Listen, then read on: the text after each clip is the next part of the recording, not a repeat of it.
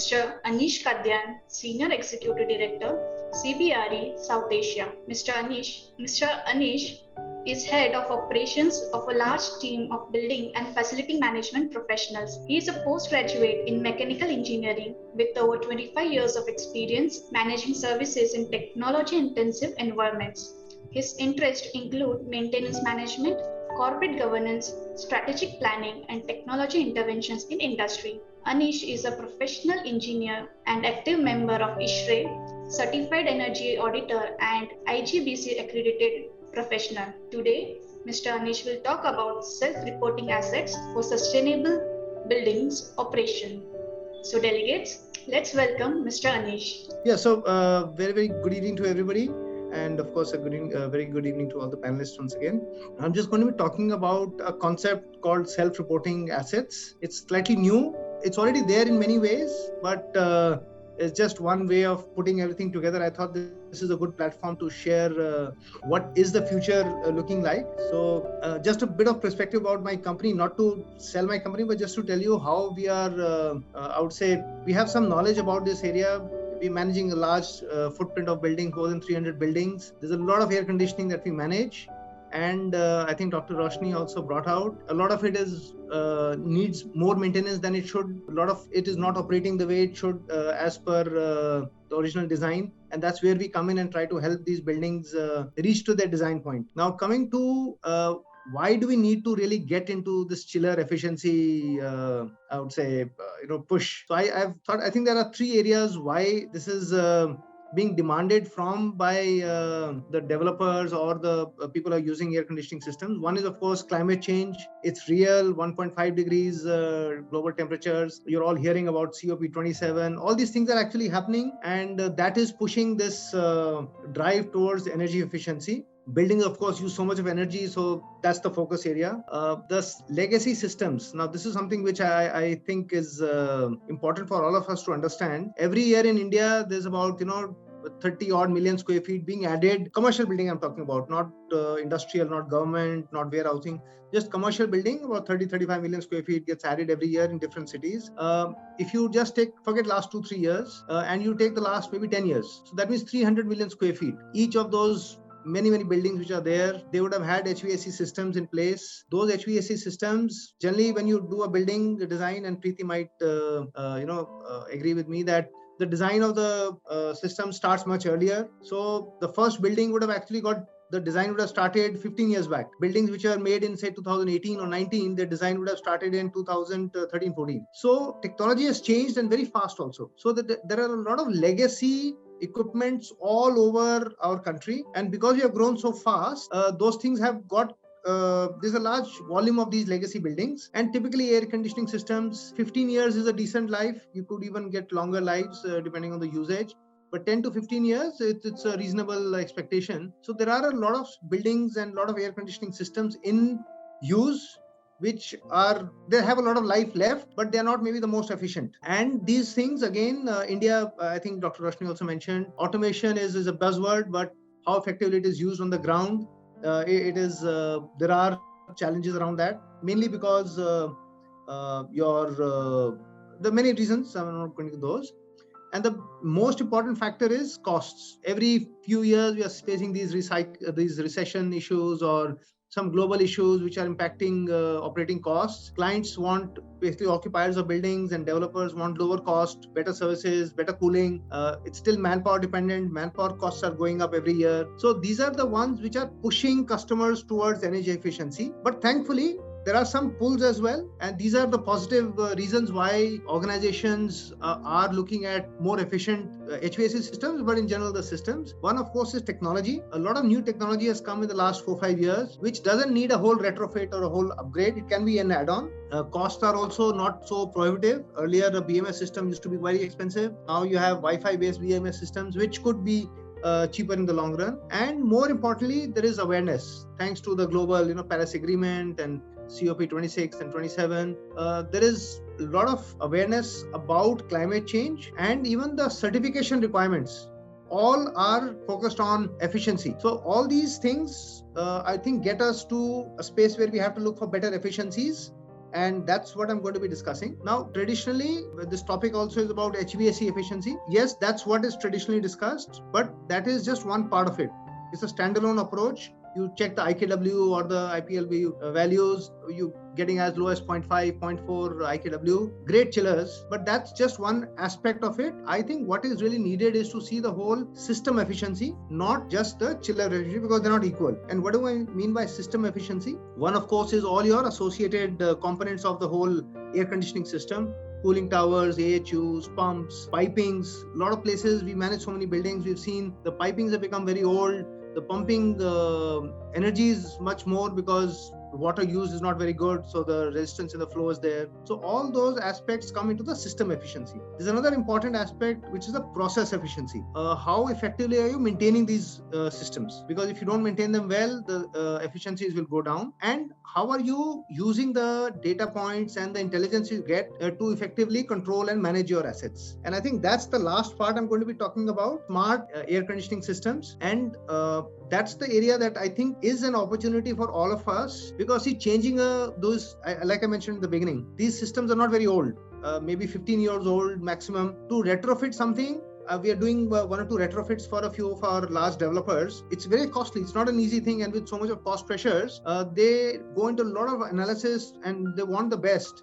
But you can't change all of them. So retrofit is an option, but I would say the opportunity to bring down the energy consumption overall in the Indian market on the energy used from air conditioning and the building associated systems is through innovation in basically IoT and sensor based, using artificial intelligence, because these are low cost and lower complexity involved in actually doing this. If you have to do a retrofit, there's a huge change required. These are existing systems. You add on some technology layer, and you're able to get relatively better efficiencies, maybe not as good as brand new ones, but somewhere closer. So I think that's the focus area for all of us. And how do you go about it?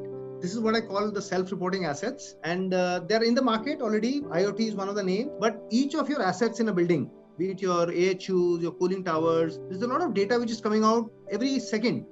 Milliseconds or minutes or whatever, the CFM of your AHUs, cooling tower, what is the water quality? That plays such a big and important part, but it is not tracked online by most of the installations that we see. There is a once in a month testing done. By that time, it's too late. Whatever damages has to happen, your fouling of your condenser lines and all would have already happened or started to happen. Your pumps, vibration sensors, or what is the current which they are drawing. There's so many parameters which are available. It's like the human body. When you do a blood test, a doctor tells you to do a blood test. That one report tells the doctor so many things about what's happening inside. Similarly, these sensors and these data points that we're looking at, they are able to tell what's happening inside. And right now it's all distributed. Your chiller plant manager, for some as per the OEM, they have their own system. Cooling towers may not have anything. AHUs might have something connected to the BMS. So if you integrate all this, build on an IoT or a sensor layer, and through a cloud-based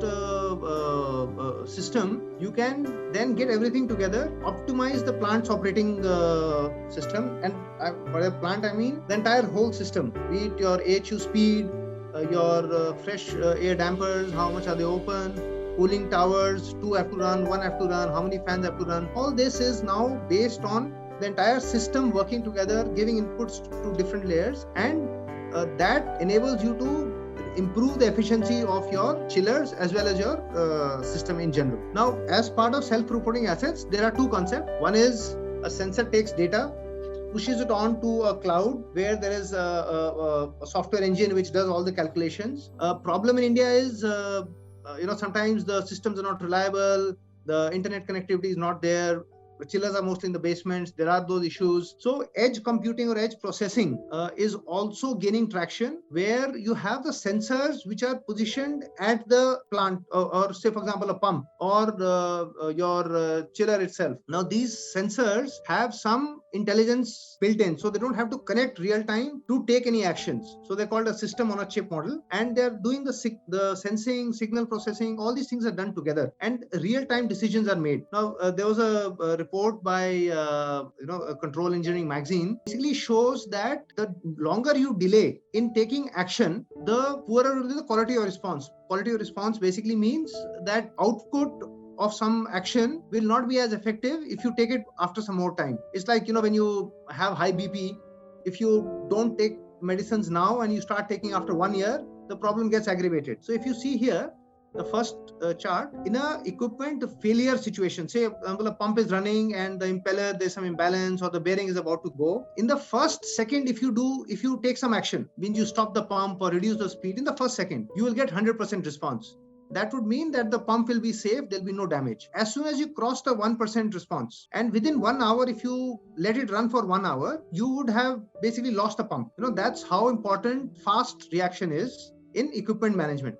Similarly, performance monitoring. So your pump is there, or let's take a cooling tower. It's operating and your approach temperature is at a particular level. In 1 minute, if there's a change, if you can respond to that change in 1 minute, you will be able to get your system back to operating parameters. But as you delay within 1 day, if you let it go on this deterioration in the system operating parameters, the response you do will have very, very little effect. The damage would have already been done. So forget about these two, supply chain and predictive maintenance. So just these two are good reasons for manufacturers as well as maybe for existing system owners to look at edge processing systems which take data right at the point where the equipment is operating, measure it in real time, do signal processing, analyze, and based on algorithms, take action. If the pump is suddenly the pressure is dropping or there is some high vibration levels, it will analyze based on the current and everything and say, okay, it will make a decision that this pump needs to be stopped now. So it gets stopped, it passes on a signal to the operators, and maybe it starts another pump as a standby. So that's the level of intelligence which is available, and that's where we are moving forward to improve the efficiencies. So some advantages of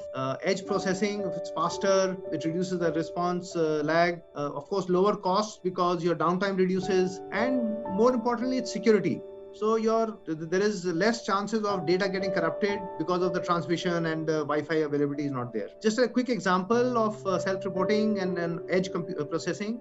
You have a chilled water pump. This will go to the cloud. There'll be some analysis done by the engine. This could be done on site itself at the pump level itself. And based on the condition of the pump, there could be alerts going to the operators. In this case, this is not a fully automated system. Then the operator will have to take a decision what to do. There could be a fully automated system which gives real-time feedback, and the pump could the speed could be reduced, or it could be stopped, or there could be different actions taken. So these, how do I say? This technology is already here. It's not new. I used to be in the Indian Navy many years back before I joined CBRE. At that time itself, ships had these sensors. Ships had these technologies.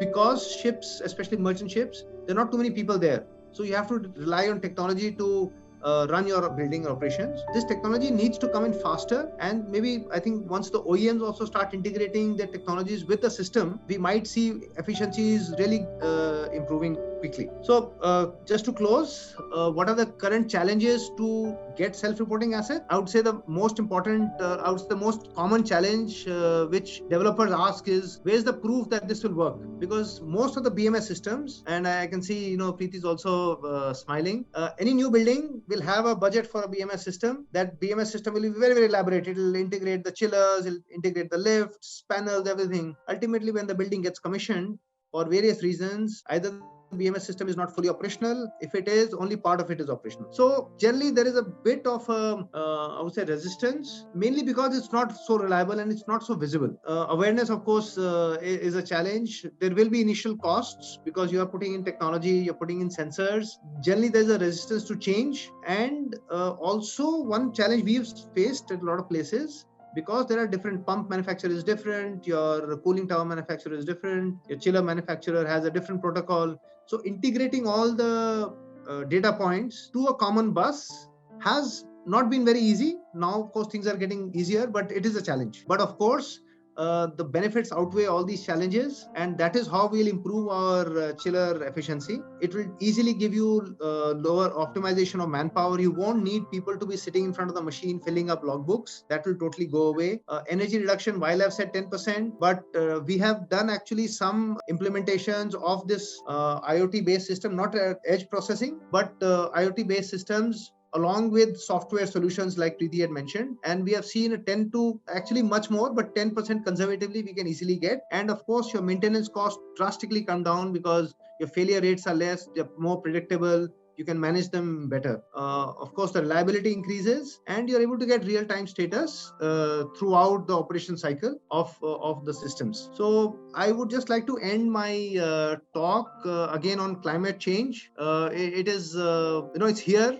This global warming and this limit of 1.5 degrees centigrade. If we do not take immediate action right now, in maybe a few years' time, it will be impossible for us to come back. Then we'll just have to live with what we have, and it'll be just a downhill road from there. So I think Preeti mentioned about ROI, and I generally try to tell customers who talk to me about ROI, about new technologies and how to reduce energy spend. I tell them that the time for ROIs was 5 years back. Now the time is to act. You should not look at ROIs. You should act. Yes, it might cost you money, but it is for your future generations. And I think in the building environment, air conditioning plays a major role. It of course contributes to the largest energy use and the carbon footprint. So we all can play a part, especially people who are in HVAC and in the building environment. So I would like to end with saying that we all can play a part. Let's play that part. Thank you.